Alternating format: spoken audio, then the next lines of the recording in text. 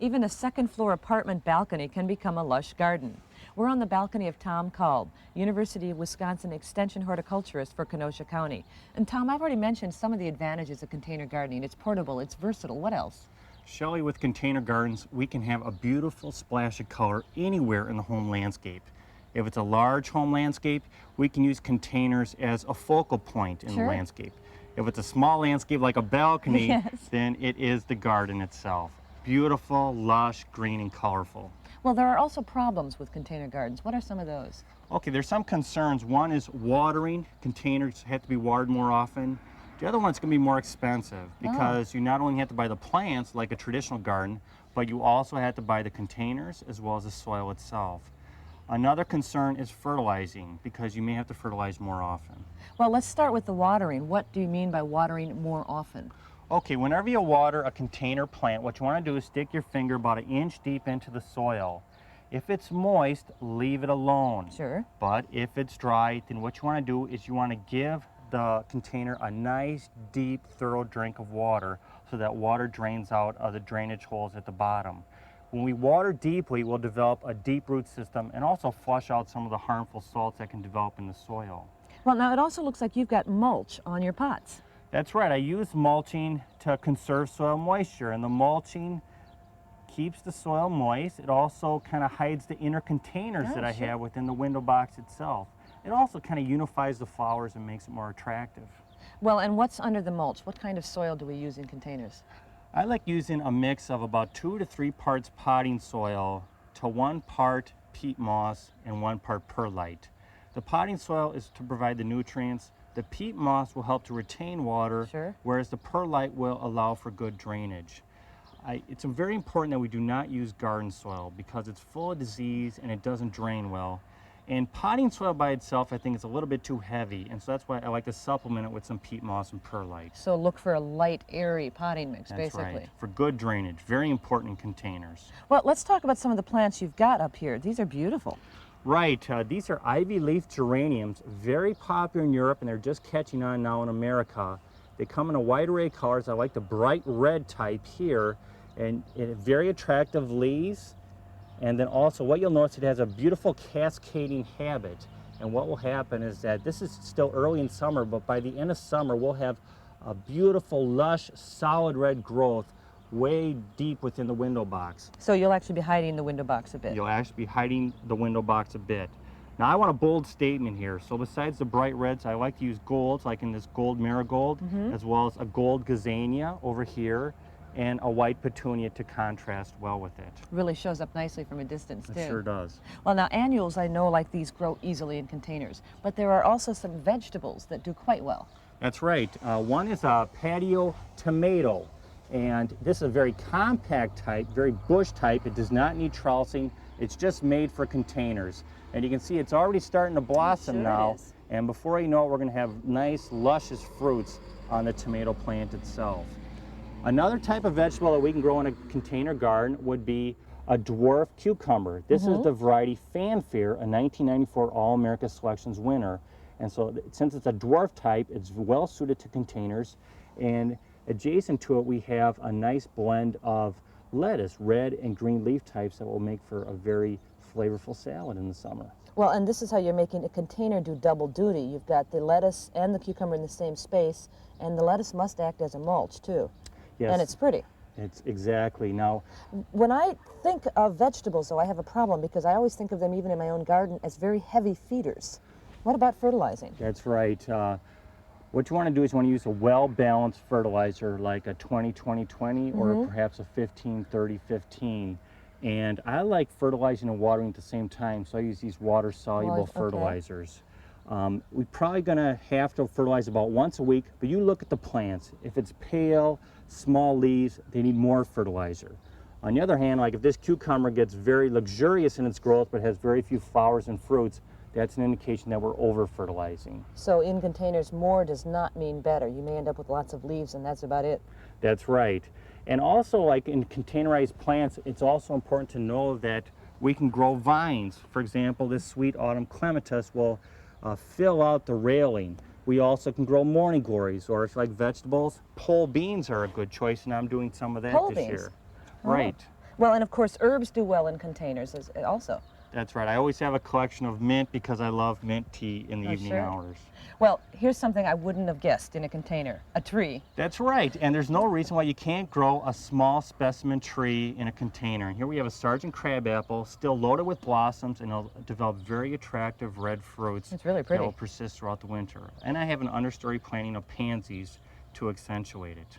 Now, trees make me think weight, and we're on a second floor balcony. That's right, and so the container is a concern. When you select a container, every container should have a drainage hole to allow for that excess water to drain out of. Clay pots are nice because they have a natural color to them. However, they can get quite heavy. So I Sure. like using the plastic pots. Plastic pots are much lighter in weight. They come in a wide array of colors. And also, they're not porous, so you don't have to water them quite as often as sure. you do a clay pot. But also because they're lighter, I've had the plastic pots tip over in the wind with the plant. Yeah, me too. And all you have to do is strap up a string to go around the pot or the tree itself to provide some support for the plant. Just tie it right up with the railing. Well, what do you do with something this large at the end of the growing season? It's going to be very important to heavily mulch the root ball, and you can often have it survive that way. Oh. You can bring it into an unheated garage, still heavily mulch the root ball. Another option is this is going to be something that we're going to be concerned about in the fall. Fall is a great time to plant trees. Why not consider donating it to a civic organization? No, that's a nice idea. Thanks, Tom. You're welcome. Coming up next, some solutions for shade.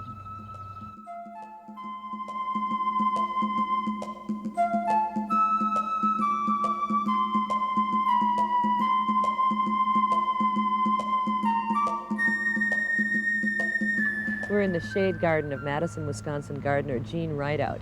You know, many people tell me that they can't garden because all they've got is shade. Well, I think Jean's garden is a perfect example of some of the many choices a shade gardener actually has. Jean, since you're one of the founding members of the Wisconsin Hosta Society, it's only fair we start out with the hosta. What about the one behind you? That's called Love Pat. It's a beautiful shade of blue and has a very interesting seersucker texture. We'll get perhaps 3 feet in diameter eventually. So that's definitely one of the larger ones. And well, how old is it right now? Well, I'm not quite sure. I think I've had it 5 or 6 years, but Oh, I've moved it, okay. you see. That always sets it back a bit.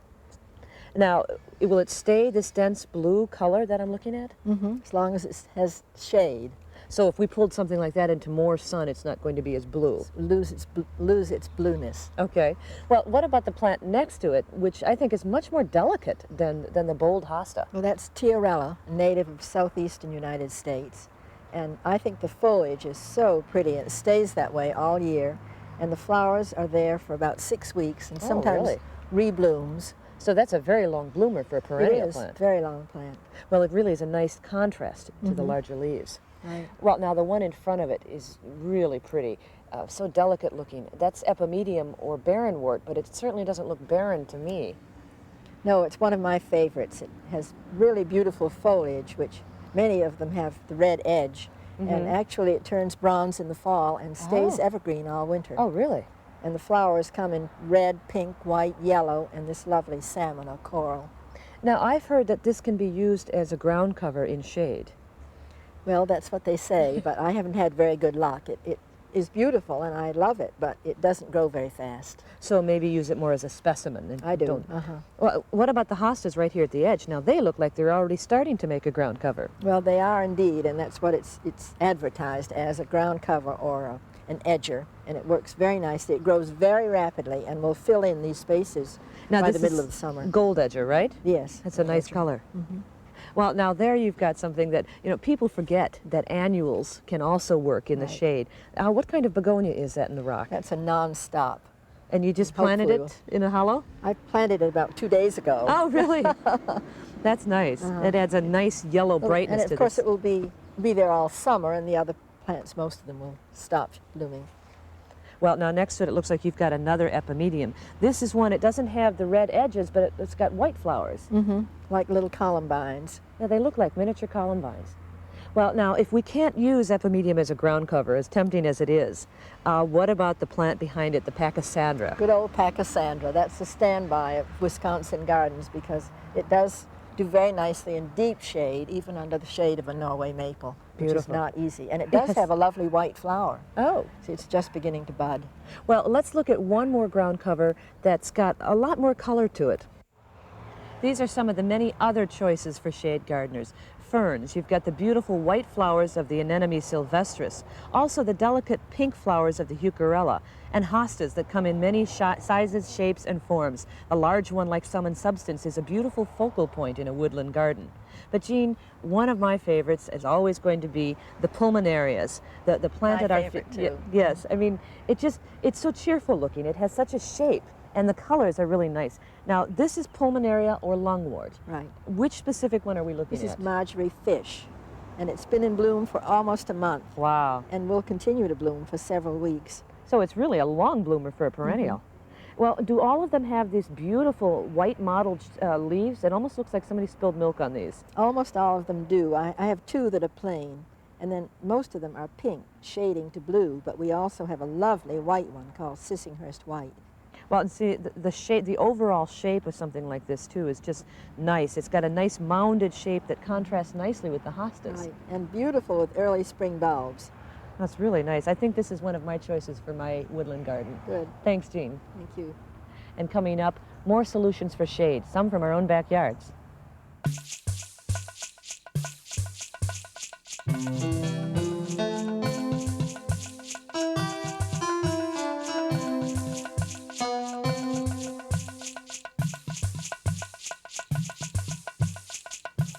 We're in the native woodland garden of Dennis Stimmert, professor of horticulture for the University of Wisconsin-Madison. Dennis, this is great. Tell me about how you've created this. Well, Shelley, I think the first thing that's most important is that you have a proper site to work with. And on our site, we have well-established pine trees and oak trees. The soil on the site is it's a deep, rich soil that is damp but not wet. It's full of humus. Also, the site has partial sunlight and, more importantly, is protected from strong winds. Well, it looks like you've taken advantage, really, of a natural ravine here. Yes, this is a natural ravine. So that makes it easier. When I had my first tree and my first patch of shade, I wanted a native woodland garden, so I planted trilliums, and they came up, looked great, and then the wind came up and blew all the petals off. So just having a patch of shade doesn't mean you've got the right site for a native woodland garden. No, that is just one environmental parameter that is considered in selecting a site for a woodland garden. Well, your trilliums still have their petals. In fact, they look absolutely beautiful. This is a trillium that we have in the upper Midwest that's native to this area, and you'll notice a very large white flower that the plant produces. Immediately below this are three very large leaves that are connected at one point. And then if you follow this plant down to the ground where it emerges out, you'll see this very long, strong stem that is 12 to 14 inches in length. Quite high. And referring back to your point of wind damage, this plant is very susceptible to wind damage in the spring. So it needs protection, not just from sun, but a hollow, a ravine or something like this. Yes, it does. Now, this is Virginia bluebell. This is a lovely color in the spring. This also is a well-known woodland plant that we have in the upper Midwest, and you'll notice the flowers. They're trumpet-shaped. They're a very nice light blue color, and they're tinged with a pink or a rose. Really pretty. The foliage on the plant is a fresh green, and you'll notice the growth habit. It's a very strong, upright growing plant. Now, this is a spring ephemeral. Yes, it is, and basically what that means is that this plant will have completed its life cycle by mid-July. It'll have set seed, and the stems will have died back to the ground. So there won't be anything here. So it might Nothing. It might be a It's- good idea to plant ferns or something else to fill in these holes. You should interplant some greenery to carry you through the rest of the summer. Well, now I hear occasionally of people going out into the woods to dig up these plants to create their woodland garden. That's not a good idea. No, that's something that I consider as a major travesty, and I very strongly urge people not to go out into the woods and dig up these woodland plants, basically because very few of them do transplant successfully. What people should be doing is going to a reputable greenhouse dealer that knows how to propagate. They sell the plants in containers. You take the plants home then and transplant them into your site. Start correctly that way. Well, let's look at another plant. These, as you said, vanish. Let's look at something that's interesting all season. The Jack in the Pulpit, for instance. You can see why they call this Jack in the Pulpit. Here's Jack, and he's sitting in his pulpit, and that's his pulpit. Yes, actually what you're referring to here, Shelley, is the flower on the plant. This is the spathe and the spadix. It's a unique feature of this plant, or one of them.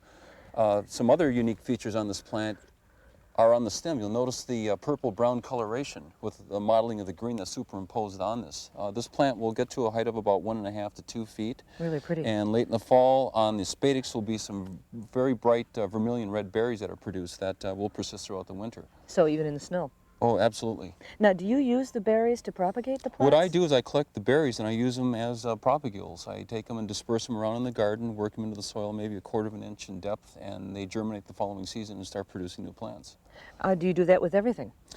Yes, most of the plants that I have in this woodland garden, I do that. Here's another example of a plant that can be propagated by seed, the bloodroot. And as you can see down here are the developing seed pods. So those are the pods. They're not ripe yet. They'll be ripe in about 4 to 5 weeks, and I collect those seeds and disperse them. And you do that the same season that they ripen, so in the fall, basically. right? Yes. Mm-hmm. Well, this is a plant that's been around for quite a while. In fact, Native Americans used the blood red sap for dye and paint. That's where it gets its name, bloodroot. It also makes a very handsome ground cover. You can see the very handsome leaves that are present on the plant. It colonizes, and the foliage will persist throughout the summer. Well, let's take a look at one more plant, something that is a little bit more upright. For instance, the bellwort. The bellwort, yes, is a very strong upright plant. It produces very strong wire-like stems, and borne on the end of those stems are these attractive fresh green leaves. A very attractive feature at this time of the year are the pendant tubular yellow flowers that it produces. Well, if you do all of your propagation by seed, how long from seed till I see flowers like those? You can expect about 2 to 5 years. Now, is for all of these plants? Yes, generally that's the case. You have to be very patient.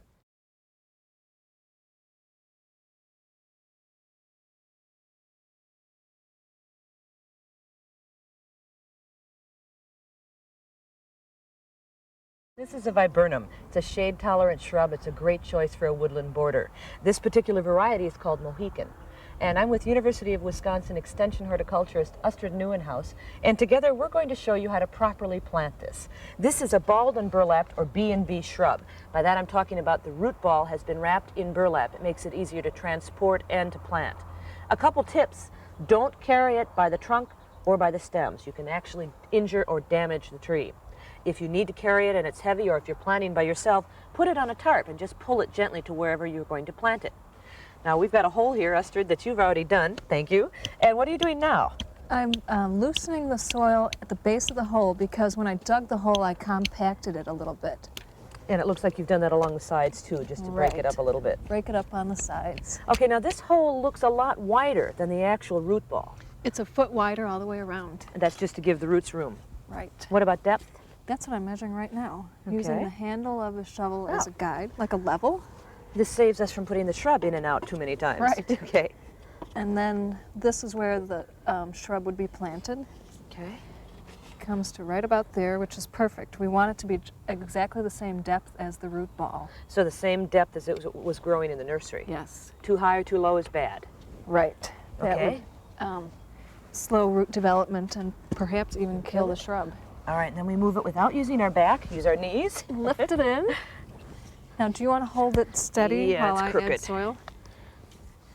Looks like I need some over here on this side. And the Now- soil I'm adding is exactly the same soil that I took out of the hole. So there's no nothing special in it. amendments.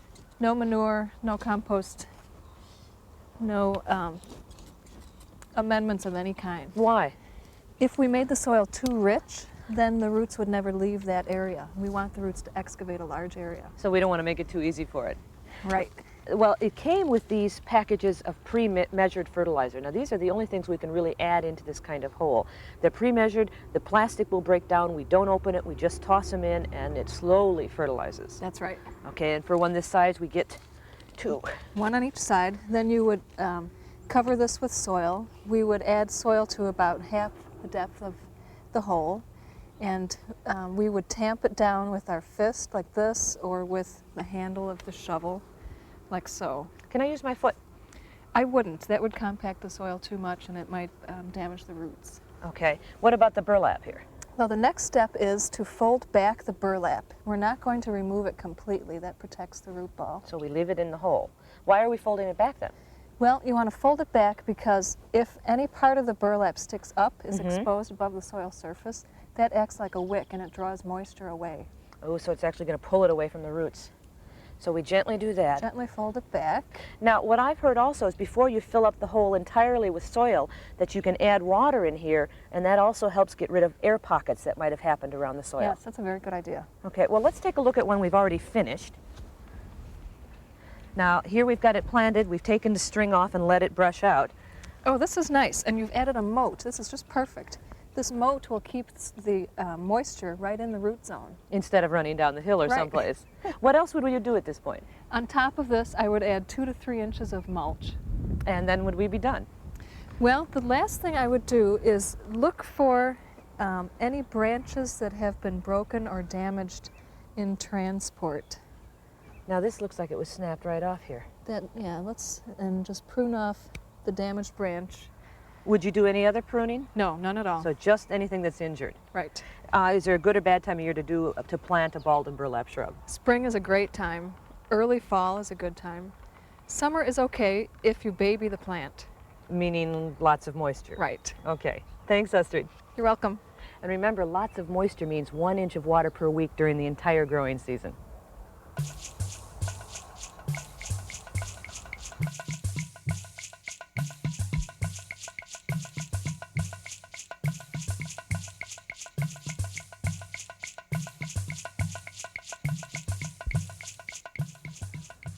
You're looking at the tent of the eastern tent caterpillar. If you haven't seen these yet, you're likely to see them soon along roadsides and in thickets. I'm with University of Wisconsin Extension entomologist Phil Pelletieri. Phil, these are really awful looking. What plants are they actually attacking? Eastern tent caterpillar only feeds on flowering fruit trees, so we see them on flowering crabs, apple trees, wild cherry, plum, that type of plant. What do I do to get rid of it? It's really pretty simple. We know the eggs hatch about the time the tree starts to leaf out, and so what you look for are these small tents, and you can prune them out. You can take a piece of newspaper and crush them. You can use insecticidal soaps. You can use bacterial products. You can even use most garden insecticides and get pretty good control. And that's when they're small at this stage. I've seen some tents that are a lot bigger. What about then? If you let them go, what you're going to find is that they get very large, and you notice that all the leaves are gone. And one of the reasons is these little caterpillars are eating 2 to 3 times their body weight in food a day. At this point, they're just about done feeding. They'll crawl off the tree, they'll spin their cocoons, and really the damage has been done. Now, have they killed this tree? No, that's a mistake most people make. If we come back in a couple weeks, the tree will leaf out again. It has cost the tree some energy, and if it was an apple tree, it would affect fruit production, but relatively speaking, it's more of a cosmetic type of damage. Well, I've seen people go out and torch their trees when it's been like that. That's not a good idea. It's a real mistake. What you find is with fire, we do more damage to the tree than the worms ever could, and so we really don't recommend going after it. Plus, at times, you have some potential danger if the fire gets away. Well, as you said, though, it is a cosmetic problem. If I don't want to see these, can I prevent them from ever happening? Really, a good approach is that the insect lays its eggs in the end of June, and what we have here is an egg mass. And these egg masses can be found, and you can either go out and prune them, you can crush them with your hand, or when you get in the spring of the year, before the tree leaves out, you can use a product called dormant oil and spray it on the tree. Those oils will suffocate the egg masses, and they work very well. Well, these look a lot easier to crush than this entire tent, too. Yeah, people, I think, feel a little bit more comfortable dealing with the egg mass than they do the worms. Well, now, I've heard that people confuse these with gypsy moth. What's the difference? Gypsy moth doesn't make a tent. Gypsy moth attacks far greater numbers of trees, but if you look at the worms, the tent caterpillar has a nice bright white line down its back. Gypsy moth has a pair of both red and blue dots down its back that are very distinctive. So then this is just the eastern tent caterpillar. We don't need to worry. No, not a problem at all. Thanks, Phil. So if you see these tents in your backyard, don't panic.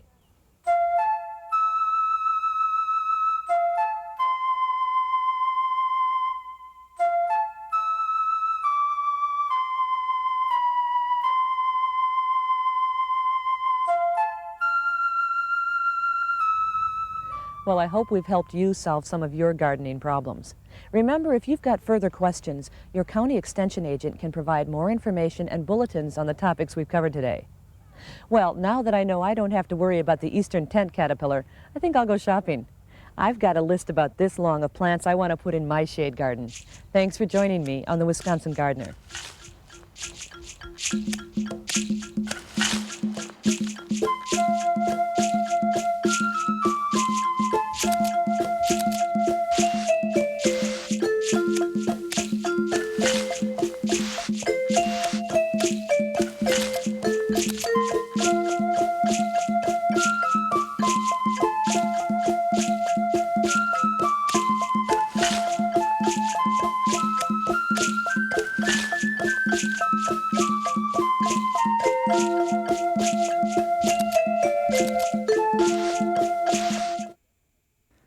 Major funding for the production of the Wisconsin Gardener has been provided by Jung Seed and Nursery Company with garden centers in Randolph, Stevens Point, Madison, and Sun Prairie. And the distributors of Fertilome, a complete line of lawn and garden products for the homeowner. And Natural Guard, gardening nature's way. Additional funding has been provided by Mr. Shrub Landscapes of Watertown. This is my kind of plant. No pot, no soil. This is perfect. This is an epiphyte, and we're going to learn more about them. We are in Door County at Bjork-Linden, a wonderful 400-plus acre estate in Bailey's Harbor. This wonderful piece of property is owned by the St. Lawrence University, and a place worth checking out. I'm here with Caleb Whitney of Greenside Up Landscaping, and you have a wonderful selection here of epiphytes. Caleb, what's an epiphyte? It's my understanding from an epiphyte is an air plant that doesn't need soil and actually prefers not to be in soil. I like it. It takes what it needs right from the sun and the air that it's in. So we do need to be mindful because this particular body of plants is Tillandsias, which are tropical, primarily from South America. South America, okay. So not hardy in Wisconsin. We can't just stick them outside and hope. Okay, but so how do you keep something like this happy then? Well, primarily it's about, once again, trying to mimic those tropical conditions with temperatures nothing lower than, say, 50 degrees. So in the house or out of the house, keep it in a warm spot. Correct, and not direct sunlight. We don't want to burn them. These are an understory plant. Okay. So we do need to be mindful of that. Moisture? Moisture, humid summer temperature, humid summers in Wisconsin, probably sufficient, but in our dry conditions inside, we're going to need to mist or water them. And when you say water them, just well, if we took how do you this water great thing, that? actually, once again, because we don't have soil, you could actually mount this on the wall and say on a hook or a shelf. Oh, I like that. And you can Just mist set it there, or you could put it down, dump it in a bowl of water, let it soak. For just an hour? Just long enough to get, it's my understanding, just long enough to get good and wet. Oh, wow, okay. And then drain it off, because Okay. it will actually hold water and that can cause some rot. Okay. So, and then it will need a little bit of a liquid fertilizer. So spray it once in a while or put that in the water it's soaking in. Well, you use them in some unique ways for your business. I mean, I really like this. They're really fun. Well, actually, once again, they can be very simple, hang them on a hook, or even singularly, say, in a glass. Oh, look how or in a fun artistic dish. these. Look at these. They're just, I mean, there's no soil. It's just, you've got No, what? this is just actually tumbled glass. Crushed glass. Readily available at garden centers. Oh, I love it. These are gorgeous. And they're just set in there. Or where this kind of production A little came more from. elaborate. Exactly, yeah. We found this great chunk of driftwood, and what do you do with it? I know, I've got pieces at home. Now I know what I'm going to do. with it. And, and we began to think often what's missing, you could lay this on the ground, but there's lots of stuff at ground. We need vertical elements in Well, both the indoor and outdoor. Yeah, you're right. Yeah. So we began to build this frame. We incorporated Door County stone, but it still lacks some punch. Some color. And then we discovered, we're new converts too, but this is just great. This family of Tillandsias, we're working with a grower out of Florida. And they're so easy to plant. Yep, exactly. I love it. Look at that. See, I could do that. I could do that. But this is an indoor-outdoor project. Correct. But once again, because we're dealing with tropicals, if you're going to be shipping them from a distance, you want to make sure you're shipping during good temperatures. So Don't do late it in spring, middle of winter. or you can, but there's things you need to do. It's easier to do late spring. Okay. Get them set up, enjoy them. Enjoy them indoors or in the bathroom. I bet it's high humidity too. Yep, anywhere Okay. you have a little higher humidity inside. Okay. And then once we're consistently above 50 degrees day and night, we can go outside into a protected, Not full sun. Not full sun, reflected light's great. Okay. And play with that, and then they can come back in too. I want one of these. Now you have an even easier version, really portable. Yep, and I mean, if you are you going can to change your mind every day. do exactly, if you're going to do a primarily indoor collection, and you want to maintain that verticality, you can actually simply glue them. This is just bamboo. There's a piece of bamboo. It could be a good stick. It could be Oh, any okay. number of elements. Or a smaller piece of driftwood even. Correct. Okay. Candlestick, But candelabra, this, anything. look, that's just not going to No, work. You can wire them, but Oh, actually okay. the grower says quite simply, use liquid nails construction adhesive. Definitely don't use hot glue. Don't use the hot glue gun. Oh, would that burn them? Yep. Okay. And so what? I would just glue it like that? Glue it right on. And then I could move it from room to room or anywhere in the garden. Oh, I love it. So if its area's a little too dark, you can still enjoy it in that space, and then portable right back out to give it a little more light. Just what I need, another plant to be in love with. Thanks, Caleb. You're welcome. They are fun. We're going to have more information on epiphytes on our website. Over the years, I've collected many containers for my garden, from large to small, light to heavy, Ornamental to plain and simple, I've amassed quite a collection. And I've learned that not all pots are created equal. Some are just too fragile for my garden habits. Some are too heavy to drag around the yard anymore. And some are so light the slightest breeze knocks them over. Throughout today's program, we're going to take a closer look at pots, what's available, and what's right for our Wisconsin climate.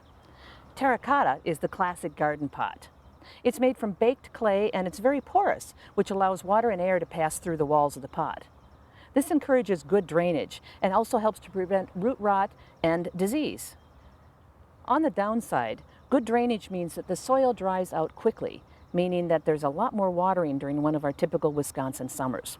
Also, terracotta pots are fragile. If you drop them, they break. And if you leave them outside in the winter with soil in them, they can crack and split open. And they're heavy, too.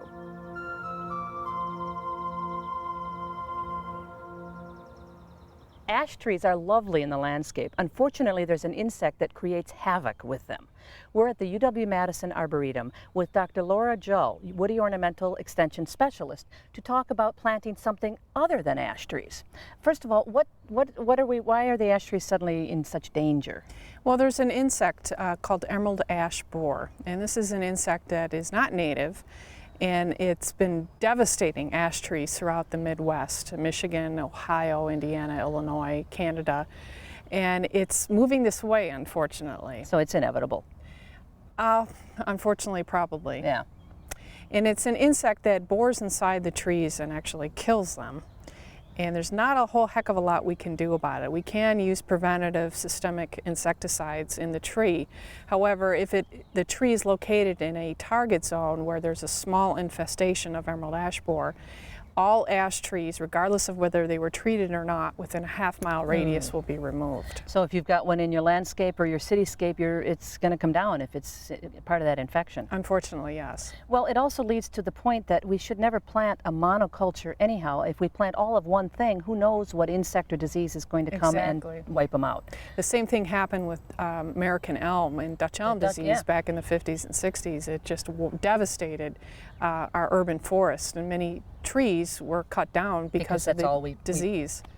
And you know, alternative species is a great way to prevent a mass destruction by an insect pest. And one of the trees we have here is bald cypress, and this is one of my very favorite trees. Well, and they're gorgeous. Look at that. It has beautiful, soft, feathery foliage that will turn a darker green in summer. And in the fall, the foliage turns a nice russet brown color and drops to the ground, and you really don't need to rake these leaves at all. It has a very nice branch pattern as well as beautiful trunk pattern. And look at the bark on it. And the bark is very beautiful. And hardy throughout Wisconsin? If you get it from a northern seed source, which is like an Illinois seed source, and most nurseries and garden centers around here would be growing a northern source. Okay. And now this one's about 50 years old, but still, even a young one is going to have some interest in the landscape. Oh, they're very pretty. Well, okay, I'll plant one. What else? Some other things we could plant is a maple called Miyabi maple. Okay. And Miyabi maple is a very urban tolerant tree. So good for the cityscape as well. Yes, it's not invasive, unlike Norway maple, and it has bright yellow fall color. Okay. There is a selection called State Street of Miyabi maple. It has nothing to do with State Street in Madison. Okay. But it was a selection out of the Morton Arboretum, and it's a single stem form and a very nice tree. Okay, so again, we can plant shade trees. I mean, if anything, we should try to plant one of each of these and then have variety in our landscape. Diversity is key to help prevent a massive widespread infestation of an insect devastating the urban forest. Okay. Some other alternatives are the Kentucky coffee tree. Oh, I like that tree. It's a native tree. It's a very nice tree. It has beautiful blue-green foliage, interesting bark. And females do produce a pod that hangs from the tree. Some people don't like that. I love them. I think they're interesting, but if you don't want those pods, there is a male selection called espresso. Okay. And espresso Kentucky coffee tree has no fruit. Okay. That's another one. And then I love the bark of that. And like you said, the huge leaves, I think, again, are something unusual. People don't see these things in the landscape. Yes. exactly. Another, with regard to elms, there are many hybrid elms that are out there. There's some that are American elm hybrids. Unfortunately, those are a little bit hard to find in the nursery and greenhouse or garden center trade. Okay. One of the selections that doesn't have American elm in it that I particularly like is called Triumph. Now that means we don't have to worry about Dutch elm It's instead supposed of to be yeah, resistant, but again, resistant doesn't mean immune, but it's supposed to be resistant. I've seen it as very nice dark green glossy leaves. Pretty. So the Triumph elm is a nice one. Another nice elm is called Frontier. And that one's a little bit smaller, about 35, 40 feet in the landscape. Okay. And the nice thing about it, it has burgundy leaves. Oh, lovely. And then nice in a smaller landscape, too. Mm-hmm.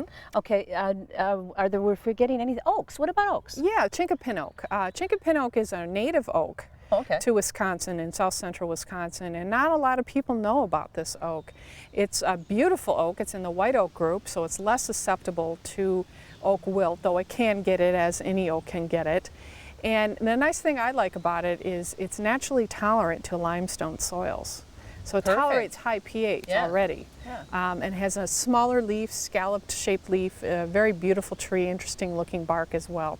So lots of choices, and the best idea is to plant a mix of all of these. And we've also talked about some of them being susceptible to disease. Any tree that's under stress is more susceptible, so take good care of your trees. Mulch, water. Water. That's the most important thing, especially during a summer drought. Okay. Thank you, Laura.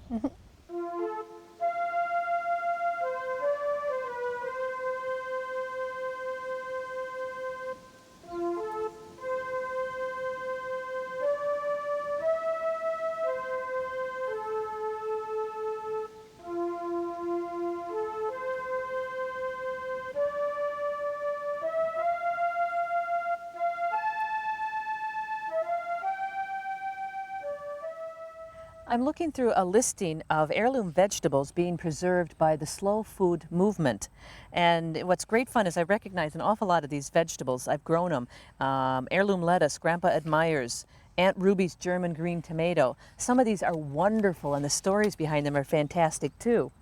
I'm with Susan Bolt of the local Madison, Wisconsin chapter of the Slow Food Movement, and we're at Troy Gardens, a very active community garden, and we're here to talk about the Slow Food Movement. Susan, is this just heirloom vegetables? Is that what the focus of this movement is? Oh no, our movement, the Slow Food Movement, focuses on meats, breeds of animals. It focuses on breads, beverages, fruits, all just types of foods. And these are usually heirloom or old-fashioned, or what makes them special? What makes them special is that they are of high quality, really high quality. It's something that you want to preserve them and enjoy them for their unique tastes. Okay, which of course includes a lot of heirlooms and things that are kind of being lost in our culture and our tradition. Right. Well, let's talk about some of your success stories then. One of the things, oddly enough, on your list is sorghum molasses. Right. Now, I've grown sorghum as a ornamental grass in my yard. I didn't know it was a crop in Wisconsin. It is indeed a crop, and one that we're at risk of losing. Oh, wow. And so as a result, what we did was we had gotten a request from a local producer to see if we could help preserve that tradition. And so we were working with a local museum Oh, cool. on the growing, the processing, cooking, and actually there's a festival, an annual festival now. So we can go to Fall River, Wisconsin to buy locally produced sorghum molasses and even attend this festival. Right. Excellent. I love the idea. And then again, to me, this is just, I think vegetables. I'm a gardener, but heirloom root beer? Heirloom, well, it's artisanal root beer. Okay. And it is made in small quantities. Okay. It was nominated for an award, and wow. it was ranked against other root beers, and it merited recognition. So special attention and an effort to keep it around. Right. And this is from Seymour, Wisconsin. Right. Okay. Well, now we get into my realm. Heirloom vegetables. These are Amish paste. Right. One of my favorites. And Amish paste is an interesting story in that we were it was at risk, and they threatened, and it was promoted. We've encouraged local gardeners to grow them, and as a result, you can now find them at farmers markets, buy them in your backyard, and local restaurants are even using them now. So, well, that was a question. So, local restaurants are also involved in the slow food movement. What they basically pledge to try to use local produce, basically. That is one aspect of it. They also host events that feature these very special foods. Okay, so you encourage people, not just gardeners, but gardeners to grow this stuff or to purchase it, whether it's the sorghum or the root beer. That's partially how we're keeping this stuff alive, is by keeping it active. We're keeping it in the public eye by eating it. Hey, that works for me. And this is a Wisconsin pepper. Right. It is the Beaver Dam pepper that was brought here in the late 1920s, and we will. It's a mildly hot pepper, and it smells good. And we are promoting its use. Excellent. Well, then there's a lot of things going on with slow foods. We've got one of the activities you folks are also doing involves a sister city in Italy. Right. Mantova is our sister city, and when we were looking for a citizen-to-citizen partnership, we noticed their slow food group. We contacted them, and as a result, we are sharing some of the foods that are special for our areas. For example, the students at a local school garden are growing the Amish paste tomato. This is in Italy. They're growing our Amish paste tomato. And what are you growing here? And we're growing a chicory. From Italy. So we're sharing traditions and tastes from across the ocean. I love it. So what do people do if they think maybe they've got something is a produce or an heirloom chicken in some part of Wisconsin that they think is worth saving? They should contact us. And you'll help if you think at our website. Okay. All right. Well then, Susan, thank you. I can't wait to grow some of this stuff and to continue discovering more. Thanks. Thank you. Plastic pots are another option. They've improved a great deal, both in looks and durability.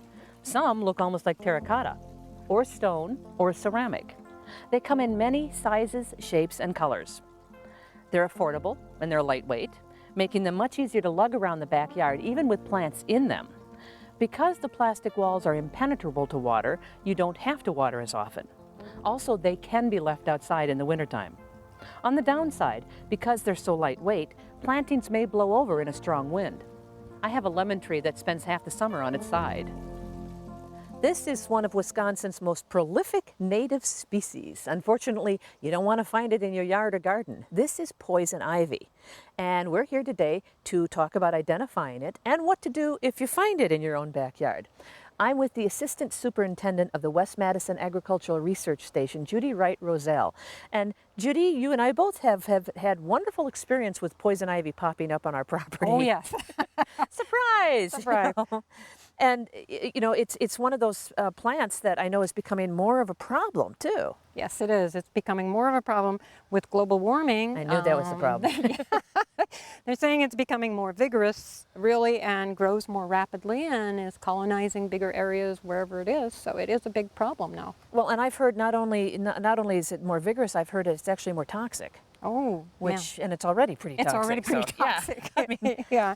You would not want to touch this because you do get an awful rash, or about 80% of the population get an awful rash, and then they get blisters. The rash turns into blisters and progresses into a real nasty skin eruption. So Very you don't want to serious. touch that. And if you do touch it, wash off immediately. Right. You know, don't pet your dog if you've run through it, because then the dog's fine, you got it on your hands Right. from the dog. And it can also get on your clothing, so you want to make Yeah. sure you wash that clothing.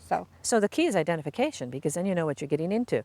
So one of the first keys for me are these lovely kind of yellow white berries. Those will stay on that little stick all winter long, right into early spring, even before the leaves are up. Yeah. And I didn't know at first that poison ivy had berries. And then a couple of years ago, somebody came up to me at the Garden Expo with this gorgeous bouquet of poison ivy berries. Poison ivy berries? You know? Oh, great. So that's one of the easiest things to identify in early spring. The only Right. problem is sometimes they get confused with these dogwood berries. Right. gray dogwood. Yep. And now these have red stems, so that's Right, one way to tell the one difference. Yeah, that's one very good way because they do grow in the same locality. You Right. can find them right next to each other, so you want to be able to identify both of them. Both of them gardens, woodlands, bike trails like this one. You know, Right. this isn't just for gardeners. Right, and this is another native species, so That's right. you're going to find it all over Wisconsin. That's right. So again, identification is the key. It Right. looks more like these berries. Right. These have a more green cast and are really right on the stem, and these usually hang down. So Right. A little different. And then the leaves themselves can actually be kind of a quandary. I mean, there's a wide variety. Oh yes, we have the one here that you see has very smooth leaflets. That's This kind of is- your classic. That's your classic, a little glossy, and this is a trifoliate. This is a leaf. These are each leaflets, so this whole thing is a leaf. That's what you want to look for. Are the 3 leaflets on this, but poison ivy does vary, as we said, and it can vary. That's this one. You can This see one this you one do. has teeth on it. Oh, look at the leaves here. Yep. And so you may think, oh, I know poison ivy. It has smooth leaves. It's got 3 trifoliates. I can identify that, or it's a trifoliate. And then you come over here and say, And then it will even develop, some of them develop like a mitten, like mulberry. Mm-hmm. And so that's really hard to identify. Well, and I've also seen some the size of dinner plates, Yes. and some with fall color, climbing up trees. Yes. They will climb up trees, just like the Virginia creeper that climbs up. Very similar in shape on the tendrils that go up. One of the big problems when people are cutting wood, they cut down wood, don't realize the vine growing up that tree Is poison ivy. Then they burn some of that wood, and the smoke can be a major Very problem. Yeah, Right. it gets in the mucous membranes and In their the eyes, lungs. and Yeah, it's So- better to identify it than starting to get into trouble. And So- once you ID it, don't burn it. Right. I assume don't compost it. Right. You don't want to do that. What would we do with it instead then? Well, you would really put it in bags if you're going to pull it out. It is a perennial, so you have to remove the roots if you're going to do this by hand and not use Okay. a chemical. When And you can- say by hand, what are you using on your hands? Well, I'm using this that I brought along, Shelley, Oh, so you can good. see they're very heavy vinyl gloves. Don't use the and disposable Don't use gloves. disposables. Don't Okay. use like lab gloves, anything like that. something use these. thick and impenetrable. Right. And then right. wash them when you're done. That's right. Okay. Wash them with soap and water before you take them off, so you don't take them off and get it on your hands. Well, let's say I'm one of those people that doesn't even want to touch it.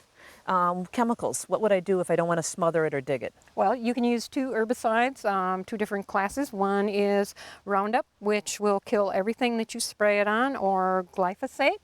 Roundup is the common name. And you can come in and spray it early spring, late fall, and it will, but everything will die. You could use a paintbrush. Okay, so just painting the and specific paint leaves? The, yep. Okay. Paint the leaves. Or you can use 2,4-D, which is a broadleaf herbicide, and you can spray just the, but all the broadleaves will die. Again, you can come in and use a paintbrush and paint specifically- those areas. Okay. Mhm. But whatever you do, and those are toxic chemicals too, so read the labels, follow the instructions. Right, and that's a good point. Make sure you read the labels and make sure the chemical you're using is labeled for poison ivy. And the most important thing is, first of all, know your enemy. That's right. And you do? Right. Thanks, Judy. You're welcome, Shelley. Here's a wonderful new idea from Plantera Pottery. This is an eco-friendly pot.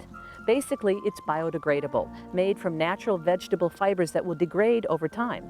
So it's recyclable and earth-friendly.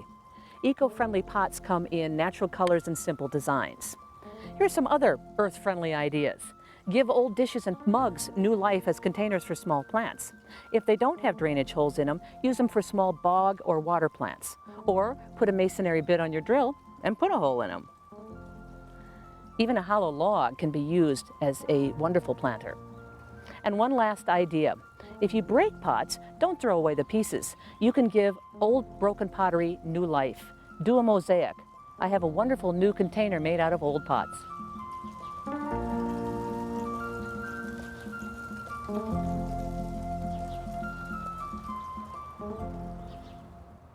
You know, another great thing about epiphytes, there's absolutely no way you're going to get these confused with poison ivy. If you'd like more information about any of the topics we've discussed today, please check out our website at wpt.org/garden. Now I need a pot for my epiphytes. There. Don't you wish all gardening was that easy? I'm Shelley Ryan. Thanks for watching The Wisconsin Gardener.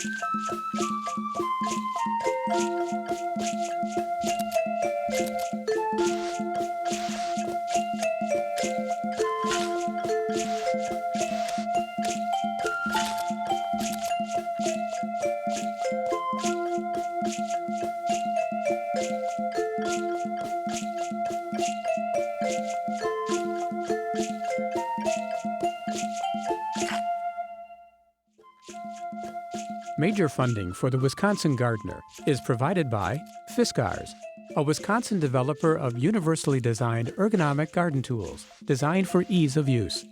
There's more to learn about Fiskars' commitment to inspiring gardeners at fiskars.com.